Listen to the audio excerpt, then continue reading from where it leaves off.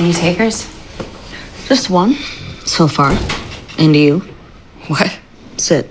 No, I'm not. You're what? You're not grieving? You had a happy little firehouse where everyone was best friends and racial disparity was not a hot topic. And now?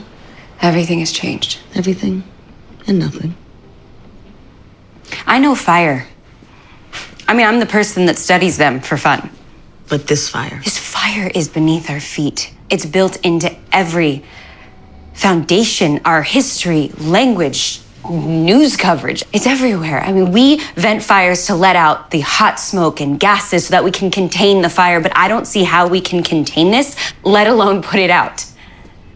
And growing up, we were taught about Black history and the civil rights movement. We were taught to believe that they had beat it. And I think on some level that belief was still inside of me because I didn't listen to Dean and I didn't listen to the mothers of those kidnapped girls. And I am so embarrassed saying that to you. Well, you were taught that in school and probably also at home. And that teaching, it's the coal that keeps the fire hot. When I was a child and I learned about the Native American genocide, I pictured one small village of men with feathers in their hair who gave the white people turkey and then got mad that they wouldn't leave. Now, I pictured it because those were the literal pictures in my history books. And even though I knew that my people had been stolen from their homes and brought here chained up on ships, somehow I believed that textbook.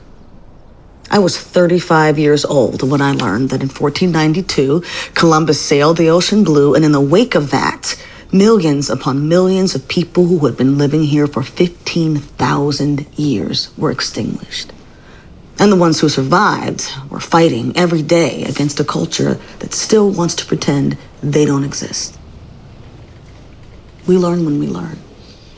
And the shame we feel at having taken so long to learn, well, that can be useful as long as we use it well. Once we know better, we have to do better.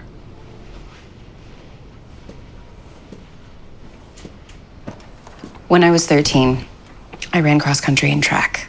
And during the off season, my dad would train a group of us girls who ran both.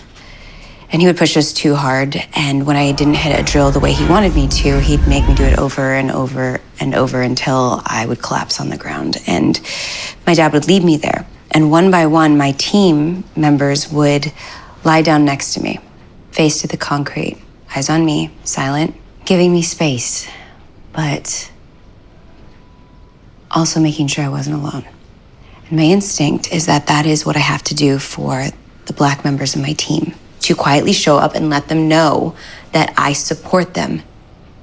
But I think that instinct is wrong. Because when my friends and I were 13, we didn't have the capacity to stand up against an abuse of power. And now I do. I have the power to stand up and say when something is wrong. I mean, I have the power to call out injustices when I see them. I have the power to make sure that everyone can breathe.